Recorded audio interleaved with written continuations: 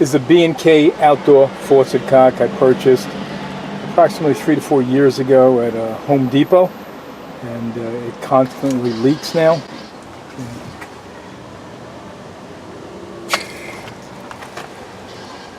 So you can see the water leaking coming down here too, and it's all leaking right from the knob itself, the front of the knob. See if you can see that. Okay. Alright, I'm going to shut it off, go down to the basement, turn off the water supply. Be right back. Go downstairs, open it all the way up, and release the pressure in the hose, get all the excess water out. Alright, now we're going to take apart the handle and cartridge. Alright, first thing you need, Phillips screwdriver. Take the handle off.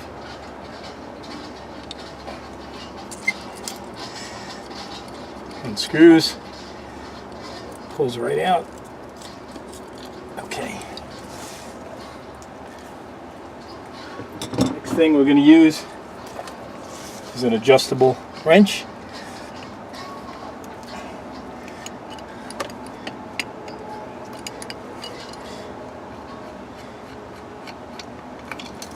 Okay.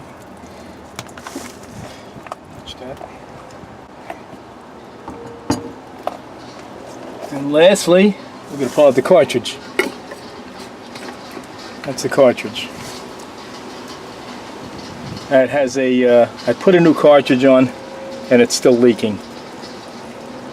So I'm going to go over how to repair this. It's going to be a matter of filling this opening with silicone seal, sealing off these two holes as much as you can get in there. That's where it leaks out of. It comes out of here and then leaks through the handle through these two holes. Using silicone seal, clear, it doesn't matter what color you use. And I picked that up at Home Depot, and you'll need a caulking gun also, or you can buy the smaller tubes that you just squeeze, but I'm going to use the type that you use a caulking gun for. Once again, we're going to fill up this space here until the silicone comes out both of these holes, and then wipe it all down, and we're going to let it dry overnight so no more water can come through these holes or through the end.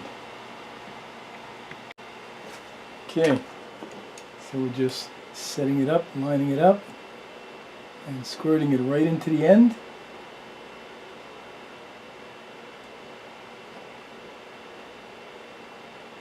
You see, silicone's coming out the two holes. And I'm just going to wipe it down. So all you need to do, now it's filled in there where the water's leaking out, and we're going to just let it sit overnight and dry. Alright, here we are next day, and the silicone is all hardened inside, and you could even see that it's coming through the two holes, so it's got those sealed. Now I'm going to take a walk back into my other shop and do a couple of other precautionary things to further prevent any leaking that I found after I did the same thing on my rear hose cock in the backyard. It leaked a little bit still, so I used some O-rings, and I'll show you exactly what I did to further prevent any leaking. Alright, that's just an O-ring kit I have, and what I'm going to do is, this is the part that screws back into the existing hose cock on the top here. I'm going to reseal that with Teflon tape. It's got an O-ring right here. I put an O-ring on the inside in here, and I also put an O-ring on the inside and the back to help seal it further. Now, I'll let you know what size O-rings that I used in both locations. Okay, on this end I already put the O-ring in there. It's a size R09. It was a little big, but as you shove it in, it looks like it will seal pretty well. So I don't know if you could see that in there, but that's an R09. Alright, here's the other end, and that also took an R09. Now, the hose cock I did yesterday in my backyard, the smaller side, which was this side, that took an R07 O-ring. So either an R07 or an R09 should work fine, and you can see that O-ring in there now. I put Teflon tape back on there. It's covering up the O-ring a little bit on the bottom, but that's not going to hurt anything. Just make sure it doesn't cover up the hole right here, your Teflon.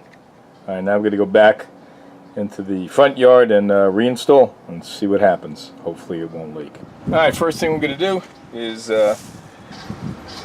shove in the stem and the cartridge. And that just pushes in. And you'll feel it when it's all the way in there. Next thing we're going to do is stick this back in and make sure you have it facing the right direction. So you'll see the threads are here and the threads screw in right there.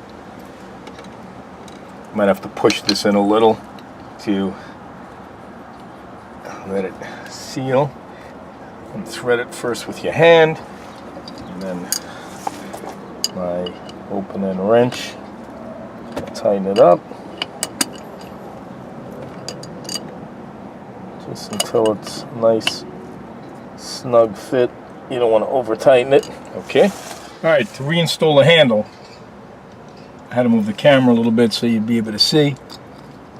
First fit it on, make sure it catches on the square stem. And you're going to have to apply a little bit of pressure on the Phillips screw the first time, because that hole is filled with silicone seal, but it'll tighten right through, as you can see. And again, just a snug fit, and that's all there is to getting the handle back on.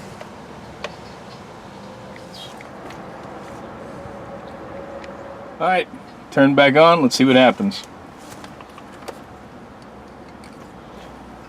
Water's on, and no leaks, not a drop. Perfect, cheap fix.